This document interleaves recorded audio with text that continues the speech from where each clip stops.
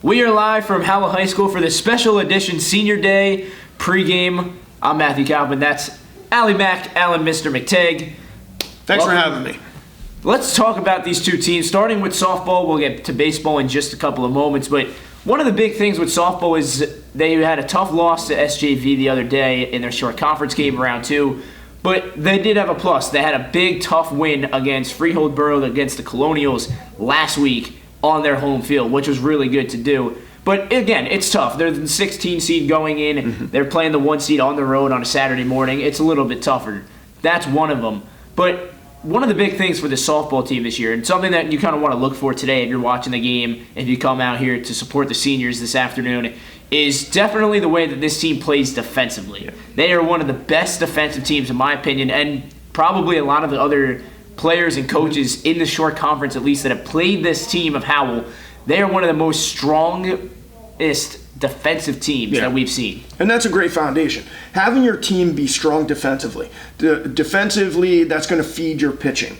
All right? Your pitcher's going to be more confident, they're going to throw more strikes, and they're going to rely on their fielders to do more work. So you're not going to fall behind. And hopefully that can be that foundation that gets the Rebels moving forward today. Also, hopefully that feeds the offense a little bit more. Mm-hmm. All right? We start making contact, put the ball in play, and can kind of keep pace with the. So one of the other things that we kind of noticed, and they did, I will compliment them, they were able to get some runs in last week, but it was only 3. They want to add more. They want that insurance policy basically in their back pocket when they need it to be able to score those runs. And no, we're not talking about Geico.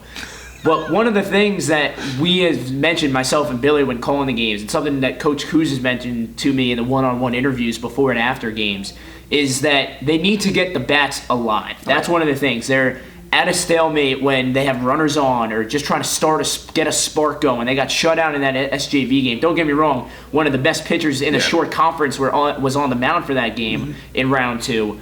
But you have to be able to not know the situation, which you should obviously do, but you have to be able to put the ball in play and move those runners over. Even if you're not bringing them in on one swing, move them around, and that forces the defense to be on their heels. That forces, you make a mistake, a wild pitch, you can have a runner come home. Yeah, and a game like St. John Vianney can teach a lot. You know, you can go through and you play the best teams in the shore, and you learn a lot. And hopefully the Rebels come out of that game aggressive. You know, they want to hit now. They want to see the Brick Memorial pitcher, and they want to put that ball in play. So when they step up at the plate, they know they've seen the best now, and they can kind of hit the accelerator. And the Rebels have done this before. Yeah. They got 9 wins this year. All right, I had a 500 season right around there, and they just want to finish strong now. So being aggressive at the plate, hopefully they take those lessons from St. John Vianney, and they start applying them and take out the Mustangs.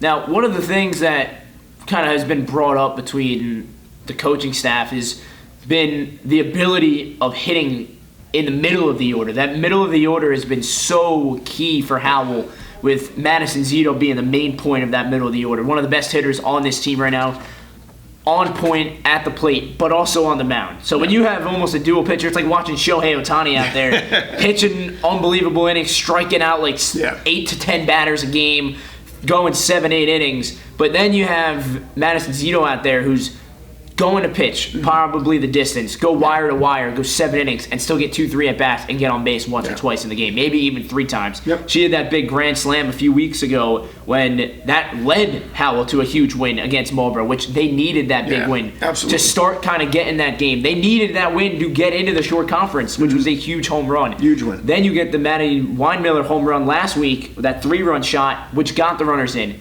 The only problem with it is that was the only run support of the game for Madison Zito. And when you have a defense as good as Howell, the way that they play, you want to obviously get some more insurance, as we mentioned, with the run support, though, up and down the lineup. And Madison Weinmiller is batting .379 this year. .379 for a sophomore, very timely hitting, especially getting around tournament time. You love to see it. And hopefully that's contagious on the team. Hopefully they can pick up on that, and that can rally. Absolutely. Now, one thing that we do want to shout out, and that is the seniors, of course, going to be playing most likely today here on Senior Day. By the way, make sure you come out, support the seniors. There's 6 of them. That will be on the field. And just an incredible season that these girls have put together. They have not quit. They've had their tough games. They've had their tough losses. They've had their really grinded out greedy wins as well. But I will tell you, this team does not quit. They have fun. They're out there. They support each other. And that's something you really like to see as a coach as well. And that's a legacy. Today after school is going to be a legacy game. Seniors will be remembered by the younger kids that are going to either show up today, and watch the game, or the juniors and sophomores that are looking up at them. So Grace, Fran, Caitlin, Morgan, Allie, and Caitlin DeGangi, have a great time tonight, but realize there is a legacy attached to this. Your efforts, what you do here at the school, they have a positive impact. And I think we're all going to see that today. Absolutely. Now, one thing before we switch over to the baseball aspect of it is looking ahead to this game, right? Obviously, we're not too sure who's going to be the starting pitcher or who's going to be in the starting lineup for Brick Memorial, but I could confidently say I know one of the two pitchers. It's either going to be Madison Zito for Howell or Nicolette Coronia today. Most likely we're going to see Madison Zito start today just because of the innings that she's developed getting through that motion. We also could see Nicolette at some point, or the other way around. We'll see Nicolette start and get some innings as a freshman, which, by the way, very impressive season for Nicolette as a freshman this year. Playing at the varsity level, coming in big situations, pitching in and two and out of trouble.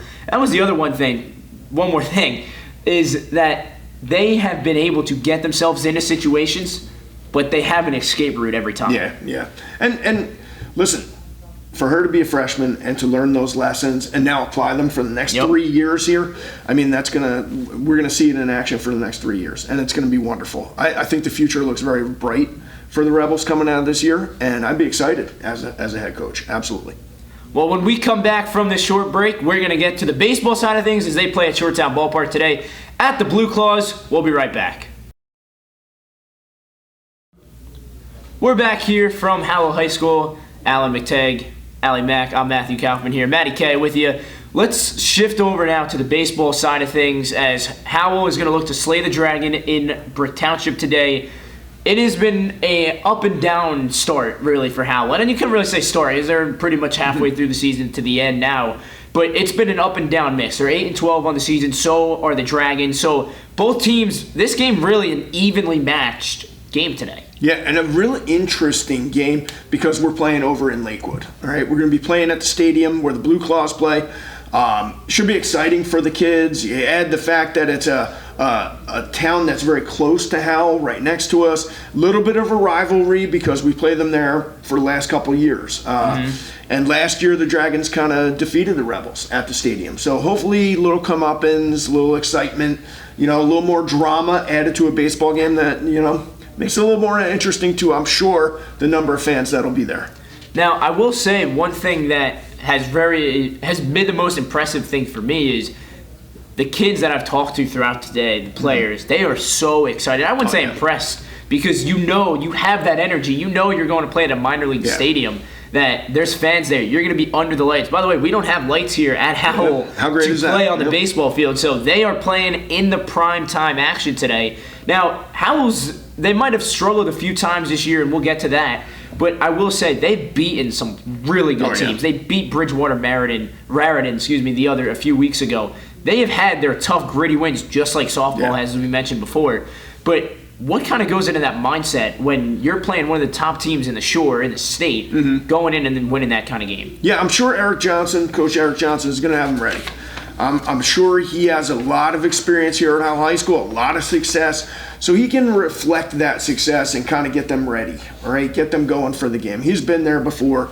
The seniors obviously have been there before, and getting this season moving in the right direction, big step with Bridgewater. But like we were saying with softball, you play one of those great teams, you learn great lessons, you can apply those lessons later in the season.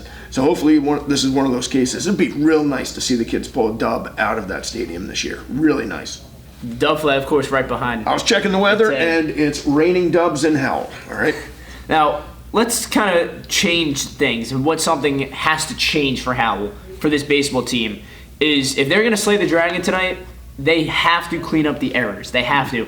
That was one of the things that lost them this game a few days ago here against the Middletown North Lions when they lost themselves the game. Yeah. They threw errors away, and that was one of the key things. Go to the fourth inning. It's a 1-1 game with 2 outs. You get an overthrow at first base. Not an overthrow, but you pull your first baseman off the bag, and now you're blink an eye, it's 7-1, 6-1, just like that. Then more runs score the following inning because of another error. So it's definitely going to be a little bit of a challenge today. It's going to be interesting to see how Coach Johnson has made the adjustments with the defense, see where, if he's moved anybody around, see what's shifted, and how this defense is going to play. And again, you said it before, they're playing on a different field. This is going to be interesting to see. Left field at Blue Cross, 325. Center field, 400 feet. And right field, also 325. So I will say, it's going to be fun to watch tonight. I hope you guys tune into the Howell High School YouTube channel. Myself, Billy Bastito, will be on the call. It's going to be a lot of fun to watch, and it's going to be interesting to see what adjustments are made early, and of course, they'll have that opportunity during warm-ups. Yeah, it's a strange thing when you play on a field like in a stadium. Infield, it's all the same. You're going to get a better infield than you've probably seen all year, but the outfield, you have to range. And that's going to be up to the coaches to get the kids ready to cover that ground and play the walls and some of the angles after foul balls and down the line and whatever. So getting the kids ready for that, it's rare to say this in a high school baseball game, but warm-ups are going to be important, especially in the outfield. And there's a lot of room in those alleys, a lot of room to run. So and this is where Coach Johnson's experience is going to be applied. Knowing where those alleys are, when to take the extra base, when to throw that extra gear into action, that's all going to be communicated to the kids before the game, I'm sure. Defensively, it's a foundation. We talked about it before, and that feeds towards pitching. If you're a pitcher and your team is struggling defensively in the field, it just takes the wind right out of your sails. So limiting pitch count, appreciating the moment, but throwing strikes, getting ahead on batters, all right? That all helps the team. And when you're up there and you're out in an inning longer than you really should be, it takes a little bit of the wind out of your sail, definitely. Now, you kind of mentioned the gaps. That's going to be an interesting thing to look at and watch tonight. Is we have a lot of line drive hitters and balls that get put through those gaps in left and right field.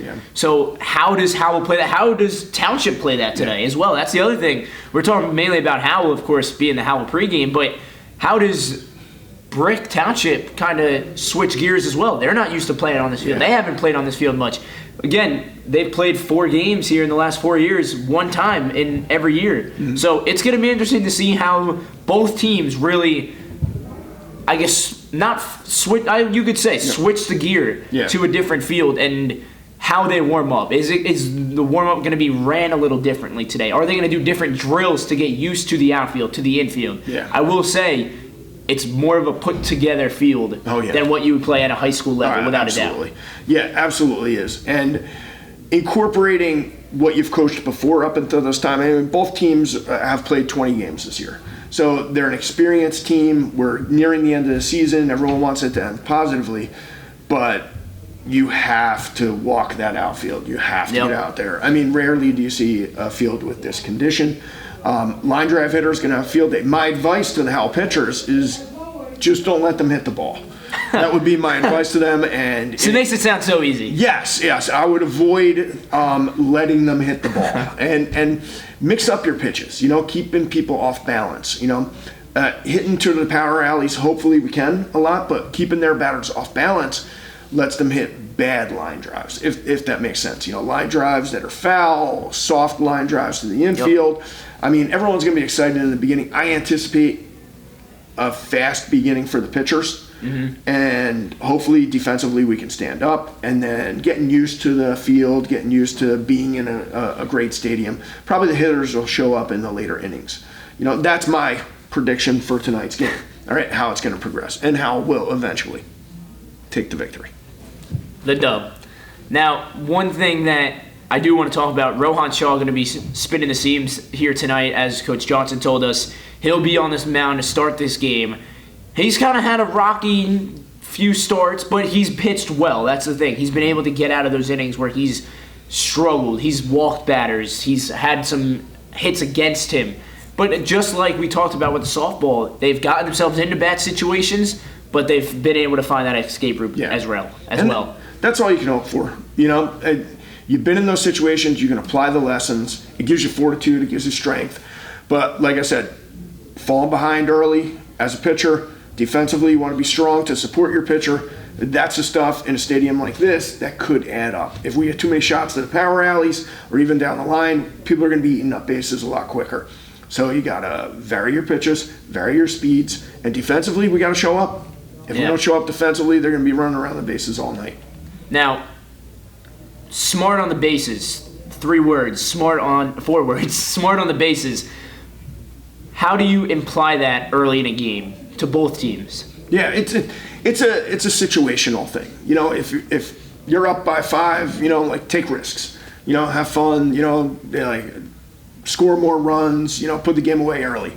If you're in a 1-run game late in the game, you know, you got to be selective when you take your chances. Yeah. You know, stealing, going for the extra base, all that stuff. You might be a little safe. There's the cardinal rules of baseball: never make the first or the third out at third base. Yep. You know, like don't make mistakes. So there's ways to make errors while running the bases too, but it is situational.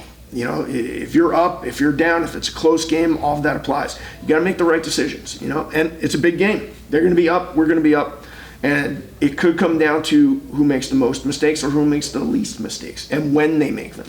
Exactly. That's the big part of it, too. You can make a mistake early in the game and then rebound from it. Yep. Or you make the game late, or you make the error late in the game, Yes. and then you're crawling your way back into it. Well, we'll let you know what happens, of course, on the live stream tonight on the Howell High School YouTube channel. We thank you all so much for joining us here on this Howell High School Rebels pregame. Don't forget, 3:45, softball senior day ceremony a little bit before the game, of course, with starting lineups, and then we will have the ceremony after the game as well with all the seniors. And then baseball, catch that game at Shoretown Ballpark at the Jersey Shore Stadium of the game. The Blue Claws. I'm Matthew Kaufman. That's Alan, Mr. McTagg. We'll see you next time. Thank you.